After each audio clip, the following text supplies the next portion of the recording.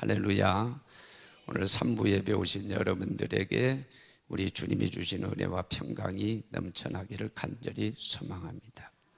어렸을 때 가끔 듣고 자랐던 얘기가 있습니다. 야, 내가 너 종이냐? 그런 얘기 말입니다. 엄마를 종처럼 부려먹으니까 사실 우리 손으로 충분히 할 수 있는 일들, 예를 들어서 물을 떠다 먹는다든지 이런 게 다 우리가 할 수 있는 일인데, 그 바쁜 어머니한테 그 6자녀를 키우고 뭐 밭일하고 논일하고 바쁜 분에게 뭐 이거 해달라 저거 해달라 그러면 어머니가 짜증난 그런 목소리로, 야, 내가 너 종이냐? 그런 말씀을, 뭐 또 다른 분들이 그런 얘기를 할 때도 있었어요. 무슨 얘기입니까? 싫다 그런 얘기지요. 종처럼 그렇게 부림을 당하기 싫다 그런 얘기지요. 오늘 여기 본문에 보면 종 얘기가 나오고 있어요. 로마서 6장 15절로부터 23절 세보면 9절인데, 이 9절 가운데 종이라고 하는 단어가 몇 번이 나왔냐면 9번이 나와요. 절수로 따지면 매절마다 종 얘기를 하고 있는 거죠. 그러나 엄밀히 따지면 16절에 종에 대한 단어가 몇 번이 나와요? 4번이 나오고, 그리고 17절에 18절에 19절에 20절에 22절에 한 번씩, 그래서 5번, 총 9번의 종이라고 하는 단어가 나오고 있습니다. 그리고 간략하게 오늘 본문의 내용을 요약하게 되면, 자, 죄의 종으로 사는 사람이 있다는 거죠. 그리고 반대로 의의 종으로 살아가는 사람이 있다는 거죠. 그리고 이 의의 종은 말씀을 순종하는 순종의 종이고, 그 순종의 종이 곧 하나님의 종이다, 그 얘기를 해요. 그리고 하나님의 종은 거룩함의 열매를 맺게 되고 마지막에는 영생을 얻게 된다. 그러나 죄의 종은 사망에 이르게 된다. 죄의 삭은 사망이니라. 23절 말씀하고 21절에도 그 마지막은 사망이라. 그렇게 말씀하시면서 우리에게 죄의 종, 곧 마귀의 종으로 살지 말고 의의 종, 순종의 종, 하나님의 종으로 살아라, 그런 말씀을 오늘 본문에서 하고 계십니다. 성경 시대로부터 로마 시대까지 이 종 제도는 어떻게 시행이 됐고 어떻게 시작된다면은, 이 종은 전쟁에 가가지고 포로로 잡아온 사람들, 또는 불의한 방법으로 납치를 한다거나, 또는 채무관계에 있어서 채무불이행, 돈을 꽂는데 돈을 갚지 못한다거나 그러면 자녀들을 잡아오거나 그랬어요. 그래서 이 종이 생성이 되고 종이 생겼는데, 문제는 뭐냐면 이 종에서 풀려나오지 못하면 대를 이어서 종이 되는 거예요. 9명의 자녀를 낳으면 9명이 또 다 종이 되는 거예요.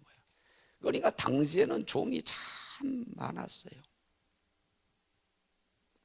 그러니까 성경에도 이 종 얘기가 많이 나오고 있는 것입니다.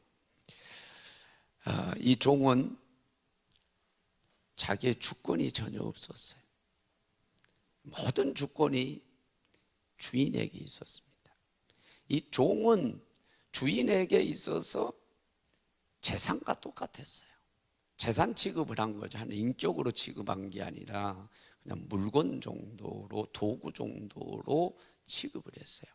그렇기 때문에 판매가 가능합니다. 팔아 넘길 수도 있고, 또 병들어서 쓸모가 없으면은 너 쓸모 없다 갖다 내다 버릴 수도 있고, 뿐만 아니라 마음에 안 들고 하면은 때려서 죽일 수도 있고, 그렇게 할 수 있었어요. 왜? 자기 재산이니까 마음대로 했던 거죠. 그런데 로마 시대에 가가지고는 좀 세상이 달라졌는데 이 얼마나 부당합니까? 이 부당함이 제도화돼가지고 아예 법적으로 보호를 받았는데, 이 종들이 보호를 받은 게 아니라 주인들이 보호를 받아서 그렇게 해도 법적으로 문제가 없다는 거죠. 그러니까 이 종들의 운명은 전적으로 누구에게 달려있냐면은 주인에게 달려 있었던 거예요. 나쁜 주인을 만나면 그 나쁜 주인이 팔아버릴 수도 있어요. 그 나쁜 주인이 일 못한다고 갖다 병들었다고 내다 버릴 수도 있어요. 그 나쁜 주인이 그냥 몽둥이로 때려서 죽일 수도 있어요. 비참해질 수 있죠, 나쁜 주인을 만나면. 그런데 좋은 주인을 만나면은, 예를 들어서 자기 하인을 사랑했던 그 종입니다. 누구예요? 백부장 얘기가 성경에 나오고 있죠. 반대로 좋은 종들을 만나면 팔자가 피는 거죠. 행복해지는 거예요. 자기 자녀처럼 대우를 하고, 그래서 팔자가 피고 행복해질 수 있어요. 누구에 따라서? 주인에 따라서. 사는 여러분, 오늘날은 물론 종제도가 없어요. 종제도는 없습니다. 그러나 우리 모두는 뭔가의 종으로 살아가요. 어떤 사람은 권력의 종으로 살고, 어떤 사람은 물질의 종으로 살고, 어떤 사람은 쾌락의 종으로 살고, 어떤 사람은 죄의 종으로 살고, 어떤 사람은 의의 종으로 살고, 말씀의 종으로 살고. 그런데 이것을 이분법에서 나누면 결국은 뭐예요? 죄의 종으로 사는 것은 그 배후에 누가 있어요? 마귀가 있는 거예요. 마귀의 종으로 사는 거죠. 그리고 의의 종으로, 옳게 사는 의의 종으로 사는 사람, 말씀에 순종하는 순종의 종으로 사는 사람, 그 배후에 누가 있어요? 하나님이 있죠. 하나님의 종으로 살아가는 거예요. 문제는 뭐냐? 어떤 것의 종으로 살아가느냐에 따라서 우리 운명이 결정되고 삶이 완전히 달라진다는 것입니다. 이미 광고를 했습니다마는 우리 엠마오스 카페를 이제 하게 돼서, 큰 교회는 대부분 카페가 있죠. 운영을 하지 않습니까? 그러니까 우리가 큰 교회 가가지고 견학해서 배우자 해서 제일 먼저 우리 건축위원들과 함께 간 곳이 수원의 오목촌에 있는 대형 교회, 한 대형 교회에 갔어요.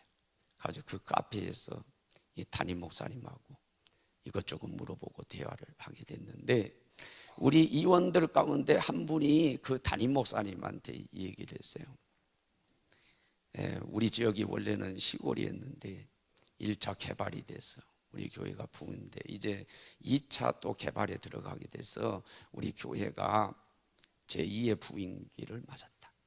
이렇게 얘기를 하니까 그 담임 목사님이 당신 그 교회에 있는, 섬기는 교회에 있는 지역도 원래는 거기에 깡촌, 수원의 외곽 지역 깡촌이었다는 거죠. 오목촌이 거기 깡촌 아닙니까? 옛날에 깡촌이었지. 그런데 개발이 되면서 부흥이 됐고, 또 개발 지역 쪽으로 이전을 해가지고 지금 대형 교회가 돼 지금도 또 개발이 되고 있다. 그 얘기를 하면서 뭐 그런 얘기 전혀 꺼내지도 않았는데, 그러니까 여기 관련이 있는 분들은 오해하지 마시기 바랍니다. 분명히 나 혼자 간 게 아니라 다른 분들이 함께 했어요. 그분들이 지금 여기 있습니다. 그분이 물론 그때 크게 보상을 받아가지고 행복해지고 잘 되는 사람들도 있었지만 오히려 불행해진 사람들이 있었다는 거예요. 그러면 신앙생활을 제대로 했는지 안 했는지 그건 모르지만은 당신 교회에 소속돼 있었던 두 가정을 얘기하는 거예요. 한 가정 수십억을 보상을 받았는데 문제는 뭐냐? 인간관계가 다 깨졌다는 거예요. 인간관계. 사랑하는 여러분, 행복이라고 하는 것이 소유에서도 올 수 있지만은 행복의 중요한 것은 관계인 줄로 믿습니다. 관계 잘 못하면 깨지면 불행해지는 거예요. 근데 이번에 수십억 재산가가 되고 나니까 자기 집에 찾아오는 사람들을 전부 다 무슨 돈 구하러 오는 사람으로 그렇게 생각을 하는 거예요. 사촌이 와도 돈 꾸러 오는 사람, 형제가 와도 돈 꾸러 오는 사람. 그러니까 문전박대하고 사람을 괄시하고 이렇게 되니까 사람들이 다 떠난 거예요. 그래서 뒤에는 외롭게 살다가 그 돈 써보지도 못하고 몹쓸 병에 걸려가지고 세상을 떠났다는 거예요. 또 한 가정은 80이 넘은 노인 부부였는데 거기는 아니 보상을 받았으면 은행에 갖다 넣든지 다른 방법을 써야 되는데 이분이 그냥 하도 깡촌 시골 분이라 그것을 광에 그 독 있잖아요. 독에다가 갖다가 돈 뭉태기를 갖다가 현금으로 갖다가 다 갖다 집어넣고 아침 저녁으로 혹시 안녕하신지 안녕하지 못한지 맨날 가가지고 독을 쳐다면서 무난하는 거죠. 그리고 또 세보고 돈을 세보고. 그래서 서로 이 의심병이 생겨가지고 남편은 영감은 아내를 의심하고 아내는 영감을 의심하고. 아니 남자들이 갑자기 돈 생기면 딴짓한다는데 혹시 또 돈 갖다가 젊은 여자하고 말이야 놀아나지 않나 그렇게 영감을 의심하고, 영감은 혹시 이것도 친정에 갖다 주지 않나 의심하고. 그래서 서로 의심하면서 티격태격 싸우고 의심하고 그러다가요 써보지도 못하고 세상을 떠났다는 거예요. 사는 여러분, 이런 수준이 되면은요 수존노입니다. 수존노.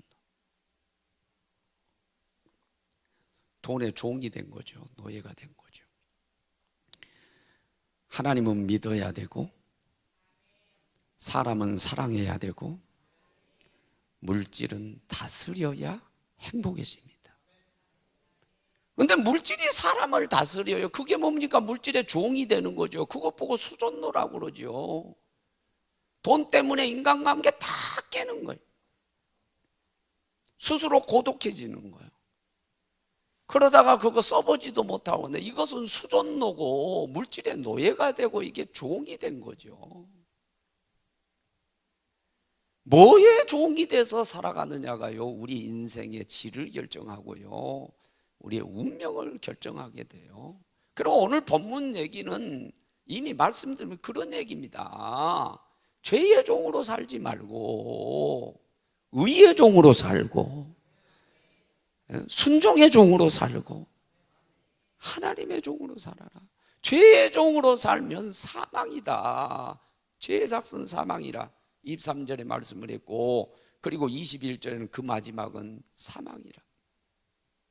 그러나 하나님의 종으로 살면, 의의 종, 순종의 종, 하나님의 종으로 살게 되면 삶 가운데 거룩함의 열매가 맺혀지고 마지막에는 영생이니라 축복의 역사가 일어난다고 22절에서 결론으로 말씀하고 있는 거예요. 그러면서 제발 하나님 종으로 살아라.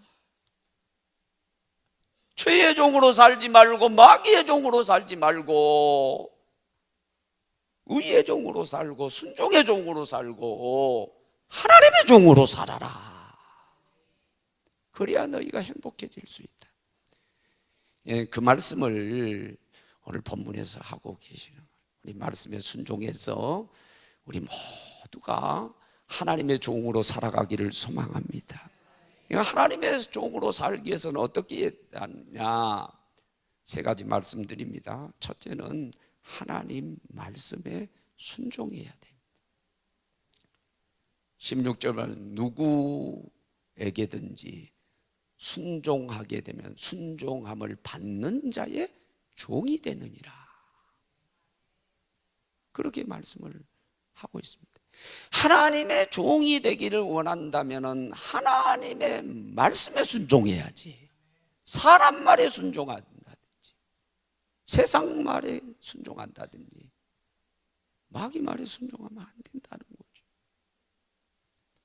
창세기 2장과 3장에 보면 아담과 이브가 뱀의 형상을 하고 온 마귀에게 넘어가지고 하나님 말씀을 거역하고 마귀 말을 듣는 내용이 나옵니다. 2장 17절에 보면 하나님이 분명히 간단하게 말씀합니다. 선악을 알게 하는 선악과는 먹지 말라. 먹으면 정령 반드시 죽으리라. 하나님 말씀 항상 간단하게 딱 떨어집니다. 그렇게 말씀하셨음에도 불구하고 창세기 3장 4절로 5절에 뱀의 형상으로 온 마귀가 와가지고 뭐라고 하나님 말씀을 바꿔버리냐면 이렇게 얘기합니다. 하나님이 선악을 알게 하는 나무 그 열매를 먹지 말라고 그랬냐? 그것은 너희가 그걸 먹으면 눈이 밝아져서 하나님과 같이 돼서 선악을 판단하는 하나님과 같이 될까 봐서 하나님 먹지 말라고 그런 거다. 그러니까 먹어도 된다는 거예요. 먹어. 설명이 좀 길어요. 왜 먹지 말라 그랬는지, 그러니까 먹어야 된다는 거에 대해서 설명이 길어요. 그러니까 먹으면 정령 죽으리라. 하나님 간단하게 떨어지는 그 말씀보다는 설득력이 있어 보이는 이 마귀 말을 들었어요. 그래서 따먹었어요. 어떻게 됐습니까? 신라곤했습니다. 낙원에서, 천국에서 내쫓깁니다. 어디로 내쫓깁니까? 길게 설명할 수 없습니다. 이미 우리 성도들은 가르쳤기 때문입니다. 이 세상으로 쫓겨났습니다. 이 세상은 누가 임금이 됐습니까? 요한복음 12장 31절에 예수님이 마귀가 이 세상을 다스리는 임금이라고 그랬습니다.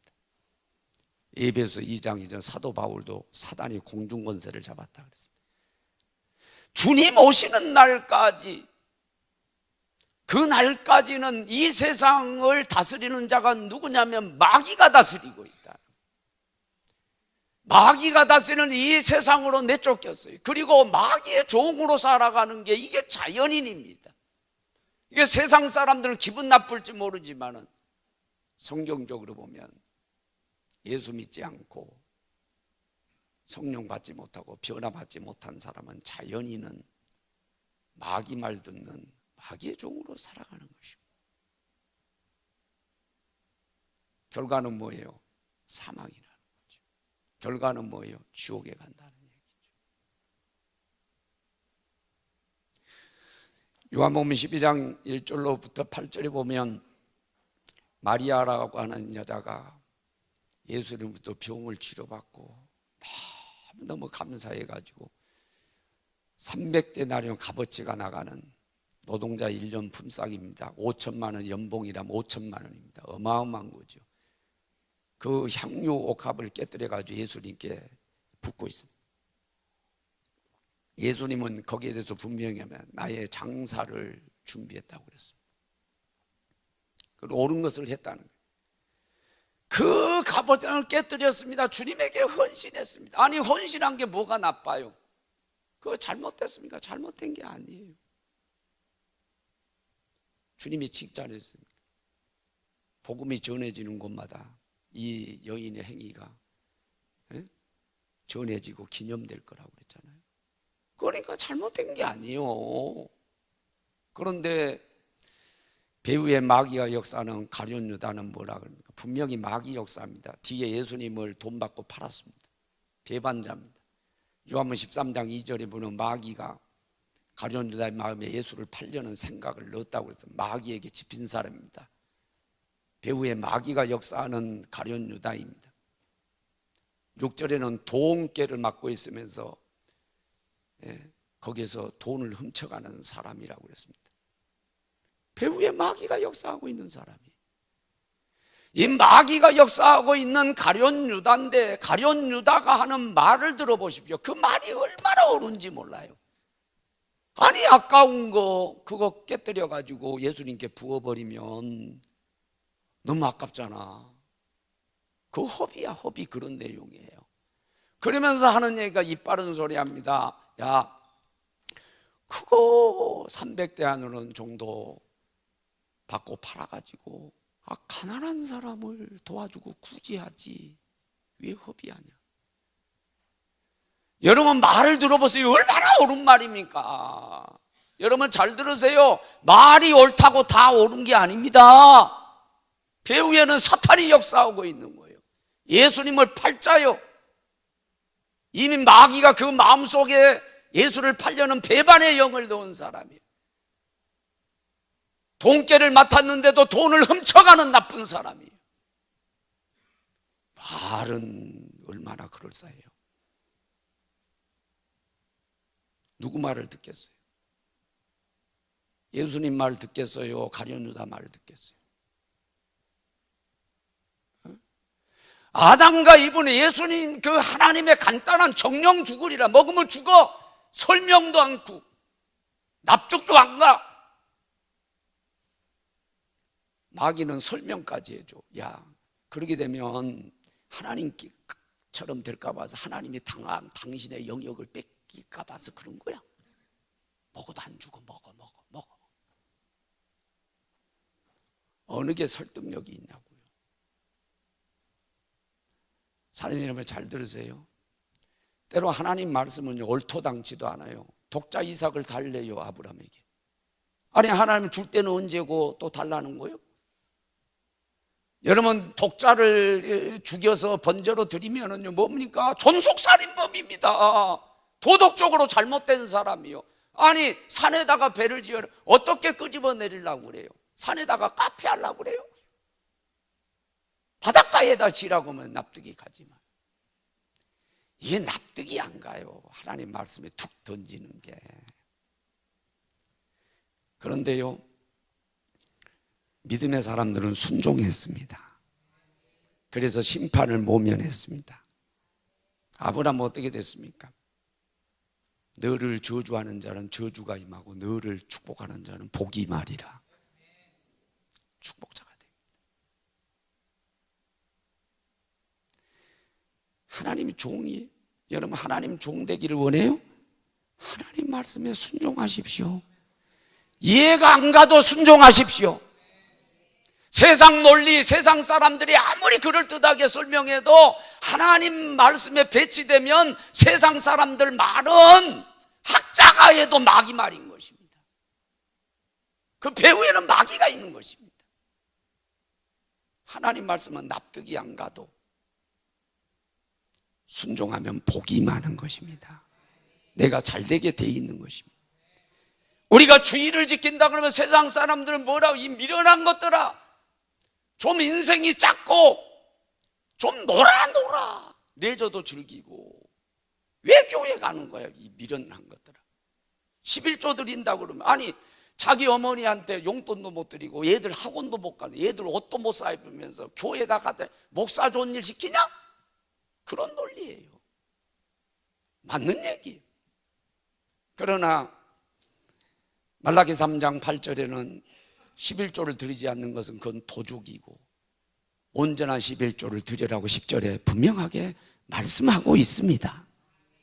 말씀에 입에 된다면 아무리 옳은 것 같아도 논리적인 것 같아도 아니 학자 아니라 누가 얘기를 해도 말씀과 입에 된다고 한다면 그 배후에는 마귀가 있는 것인데 납득이 안 간다고 순종을 안 한다? 따르지 않는다? 이것은 하나님의 종이 아닙니다. 하나님의 종이 되려면 이해가 안 가도 순종하고 얼토당토 안 하도 순종하고 그게 하나님의 종이라는 것입니다. 두 번째 하나님 종 되려면 하나님 앞에 굴복해야 됩니다. 하나님께 순종을 넘어 복종까지 하는 굴복을 해야 됩니다. 베드로후서 2장 19절에 진자는 이긴 자의 종이 된다고 그랬습니다. 만약에 우리가 하나님께 굴복하지 않고 하나님을 이기려고 한다면 하나님을 우리가 종 삼으려고 그런 것입니다. 하나님의 종 되면 하나님한테 져야 됩니다. 하나님께 굴복해야 됩니다. 무릎을 꿇어야 됩니다. 복종을 해야 됩니다. 하나님께 져야 우리가 하나님의 종인데, 내가 하나님을 이겨먹으려고 그러면은 그건 하나님을 종 삼으려고 하는 거라는 거죠. 그 하나님의 종이 아니라 하나님을 종처럼 부리는 주인이 되는 거죠. 그것은 있을 수 없어요. 다윗은 홍한 소년이었습니다. 상대했던 골리앗에 보면은 진짜 메뚜기 같은 존재죠. 피레미 같은 그런 존재였습니다. 사울도 벌벌 떨고 상대할 수 없었던 골리앗을 상대해서 이 홍한 소년 다윗이 이깁니다. 이겼어요. 그러니까 온 백성들이, 여인네들이 나와서 소고를 치면서 사울은 천천히라면 다윗은 만만히로다. 다윗은 정권에 관심이 없었어요. 왕 되고 싶은 마음이 없었어요. 그냥 목동으로 사는 게 소원이었어요. 그냥 그대로 사는 거예요. 언제 왕 되겠다고 했나요? 그런데 막 백성들이 막 추앙하는 거예요. 백성들이 막 따르는 거예요. 그러니까 미래 권력자가 된 거죠. 미래 권력자가 된 것입니다. 결국 어떻게 됐습니까? 사울은 밀려나고 다윗이 왕이 되죠. 이스라엘 국부가 됩니다. 이스라엘 기에는 이렇게 별이 그리는데 그거 보고 다윗별이라고 합니다.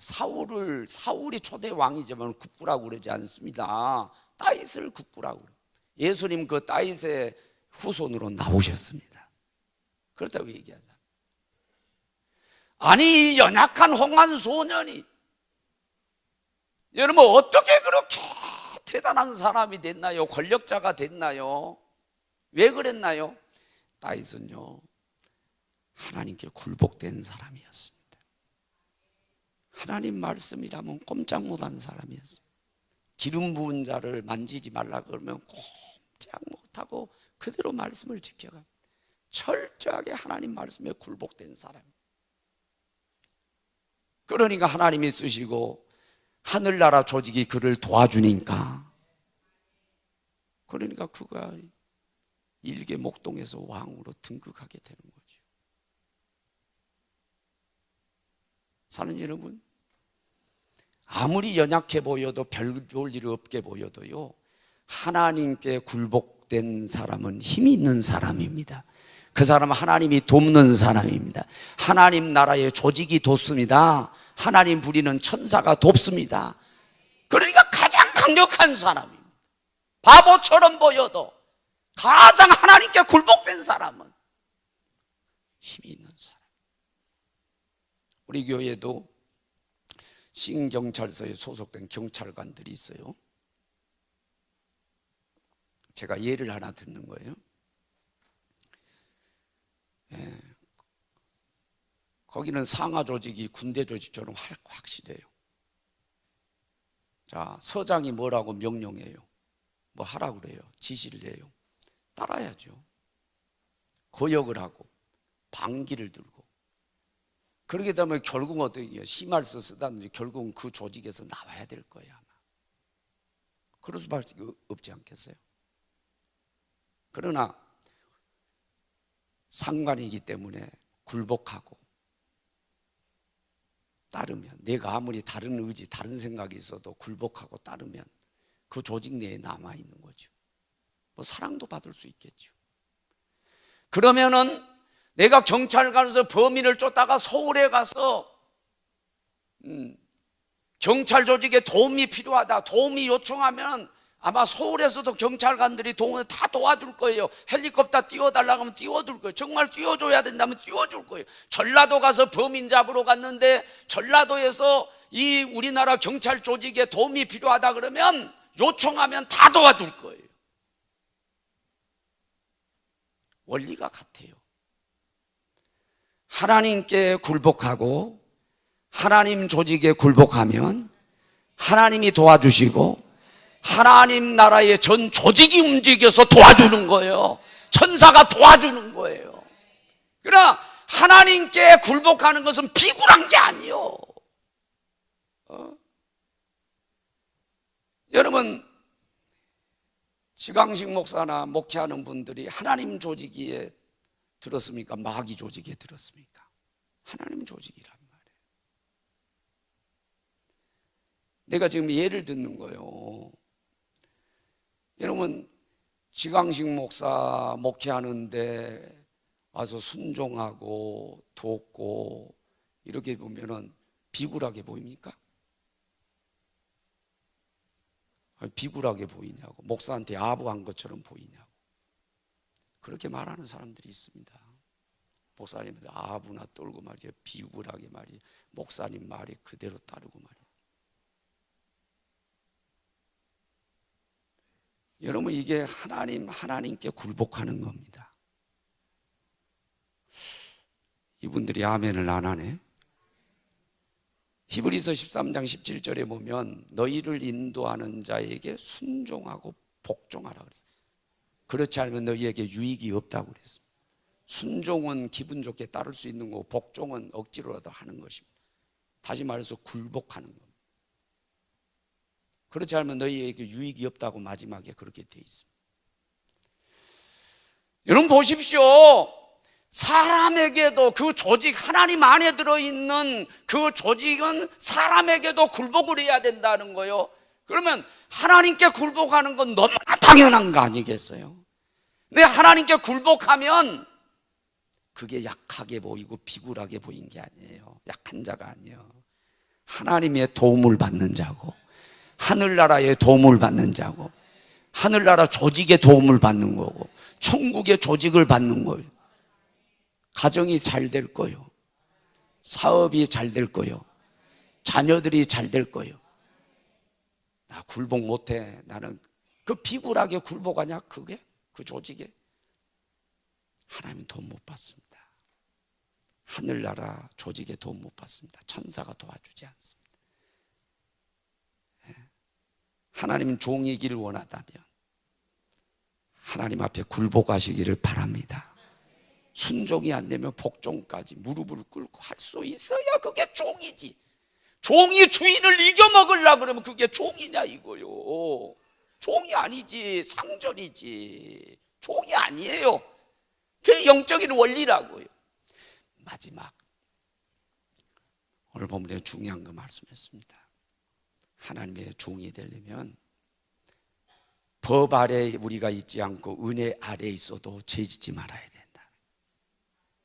그 말씀은 15절에 하고 있습니다. 우리는 법 아래에 있지 아니하고 하나님 은혜 아래에 있는데 그렇다고 우리가 죄를 지을 수 있느냐? 안 된다는 거예요. 은혜 아래에 있다고 그래가지고 죄를 지어서는 안 된다는 말씀을 하고 있는 것이고, 율법 시대라고 하는 건 뭐냐? 율법으로 하나님이 다스리는 거예요. 법으로 다스리는 거예요. 법을 어기면 강하게 처벌한다. 그러니까 두려워 떨어서 죄를 짓지 않고 선을 행하게 만드는, 그게 율법 시대였어요. 예를 들어서 어머니를 범하는 자, 옛날에는 뭐 첩들이 있었으니까, 첩제도가 있었으니까, 그러니까 첩도 어머니는 어머니잖아요. 그런데 첩을 범했을 때는 돌로 쳐 죽여라. 그런 율법이 있단 말이에요. 아, 내가 어머니를 범했다가는 내가 돌 맞아 죽어. 무서워가지고 못하는 거예요. 그리고 그 나쁜 짓 안 하는 거예요. 그래서 선하게 살려고 노력하는 거예요. 그게 율법 시대예요. 율법 시대. 그러나 은혜 시대는 그게 아니에요. 우리가 죄를 지고 나쁜 짓을 해도 하나님이 끝없이 용서하고 끝없이 용서하는데, 죄 때문에 죽게 되니까 우리를 살리기 위해서 독생자 예수님까지 십자가에 내주는 거예요. 그래서 죄를 지었더라도 예수님의 피를 믿고 예수님께 용서를 구하면 다 용서해 주시는. 그러니까 그 하나님의 은혜가 너무 감사하고, 그 예수님의 은혜가 너무 감사해서 감격과 감사를 가지고 선을 행하고 좋은 일을 하고 헌신을 하고 하게 만드는 시대가 뭐냐? 그게 은혜 시대예요. 오늘날은 은혜 시대예요. 은혜 시대. 은혜로 우리를 다스리는 거예요. 우리를 감동하게 만들고 감격하게 만들어서 끝없는 은혜를 베풀어서 하게 만드는 그런 시대가 은혜 시대란 말이에요. 그런데 이 은혜 시대의 문제가 뭐냐면, 내가 죄를 지어도 하나님께 용서를 구하면, 예수님의 이름으로 용서를 구하면 다 용서해 주셔. 6일 동안 아무리 나쁜 짓을 하고 다녀도 주일날 와가지고 예수님 이름으로 용서를 구하면 다 용서해 주셔. 맞아. 은혜 시대는 맞다고. 여러분, 법을 너무 잘하면 법을 악용하는 수가 있습니다. 진짜 나쁜 사람은 법을 악용을 합니다. 법망을 피해다니면서 나쁜 짓 합니다.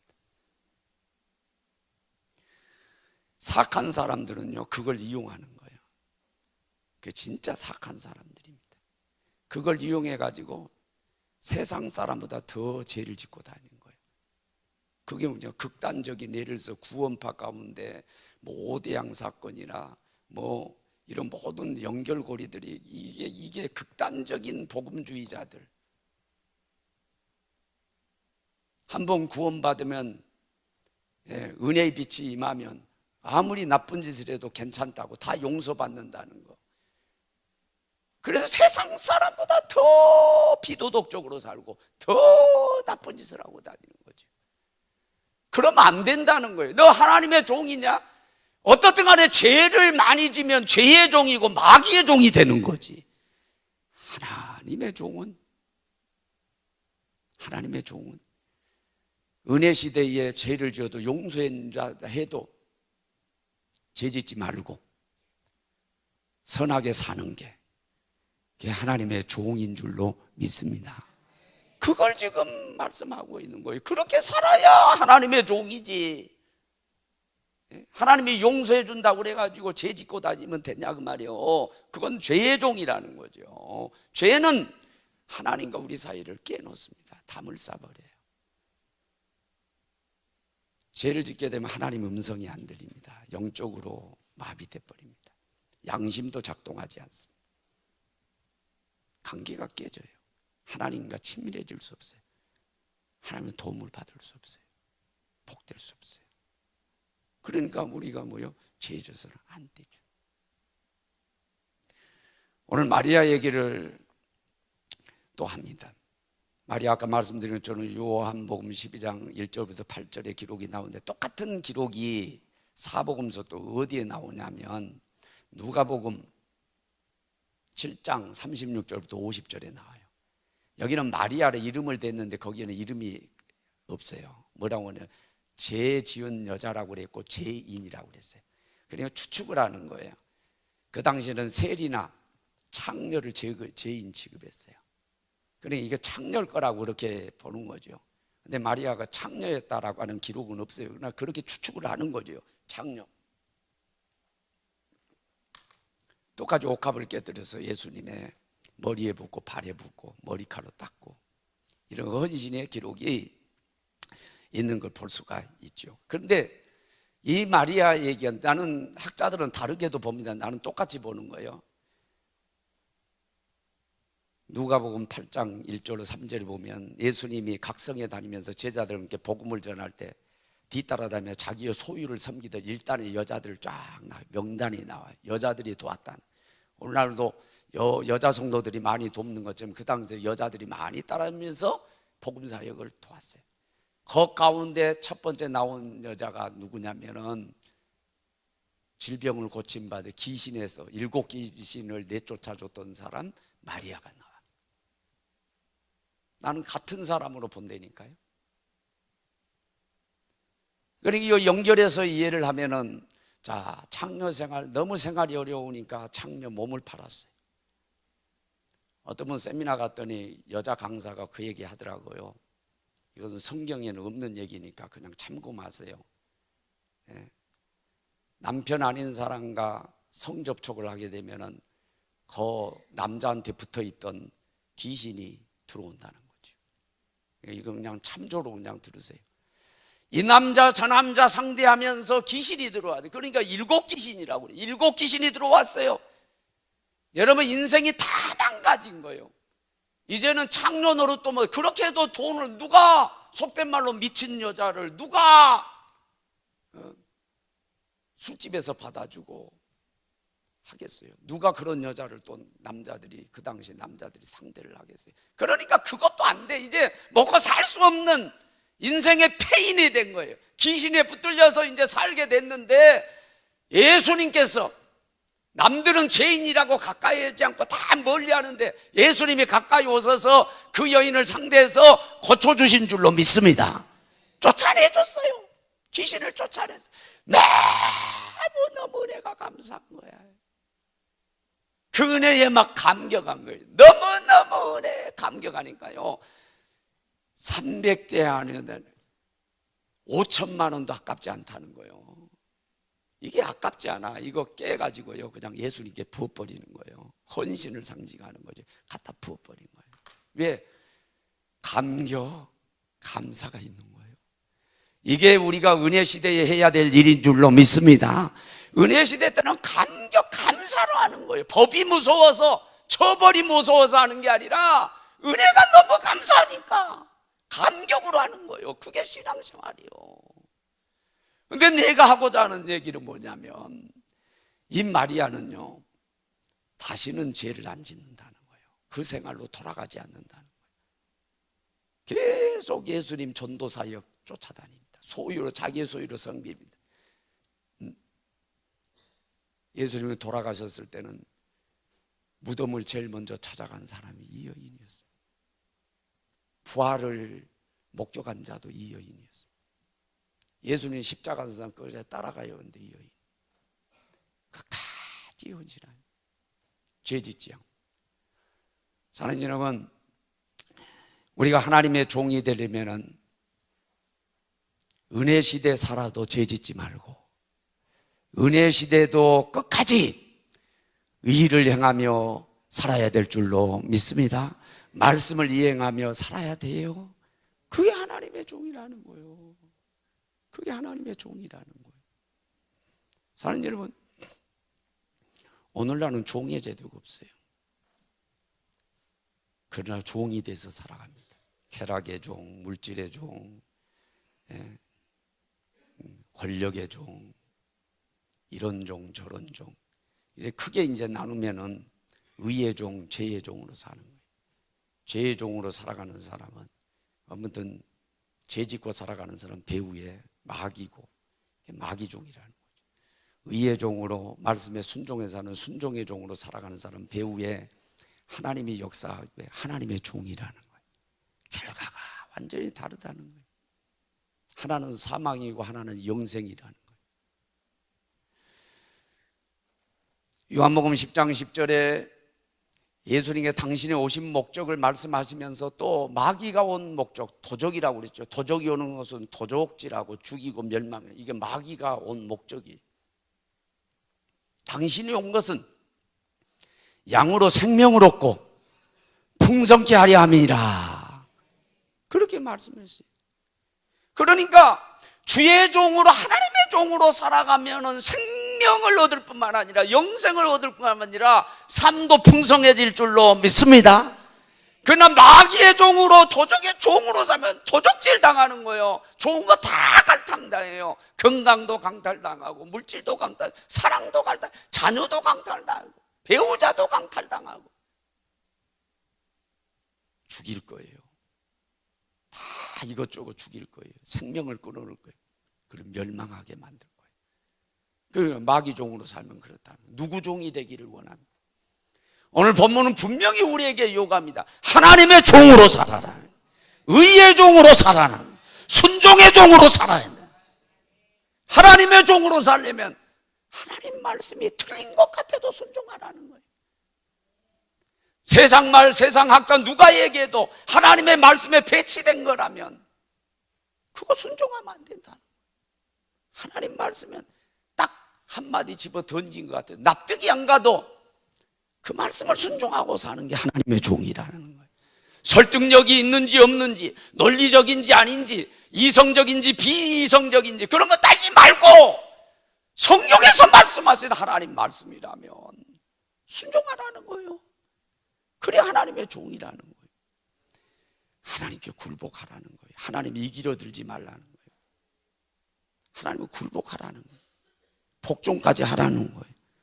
비굴한 게 아니라는 거예요. 하나님 조직에 복종하는 게 절대 비굴한 게 아니라는 거예요. 하나님의 도움을 받고 하나님 나라의 전체 조직의 천사의 도움을 받아서 잘 되게 돼 있는 거라는 거예요.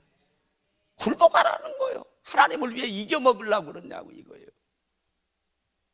그래 주신 말씀이 뭐냐, 너희가 은혜 아래 살지만 이제 법 아래 아니고 은혜 아래 살아도 끝없이 용서해 주고, 용서를 예수 이름으로 용서해 준다고 그래서 그걸 악용해서 또 죄짓고 또 죄짓고 또 죄짓고 와서 용서해 주세요, 또 죄짓고 와서 용서해 주세요, 그 짓 하지 말라는 거예요. 그렇게 하는 사람은 그게 죄의 종이라는 거죠. 마귀 종이지 하나님 종이 아니라는 거예요. 오히려 의를 행하면서 막달라 마리아처럼 과거는 청산하고, 여기도 육체 얘기가 아니라 너희가 그 육체를 말이죠, 더러운 게 불법에 내줬지만 이제 그렇게 굴리지 말아라는 거죠. 그렇게 하지 말라는 거예요. 의에게 내주고 하나님께 헌신하는데 너희 몸을 드려라고 그런 말씀을 지금 하고 있는 것입니다. 그래서 꼭 하나님의 종으로 살아서 생명을 얻고 풍성을 얻으며 살아가는, 거룩함의 열매를 맺고 영생을 얻게 되는 복된 역사가 여러분들에게 있게 되기를 주 예수 이름으로 축원합니다. 찬양합니다.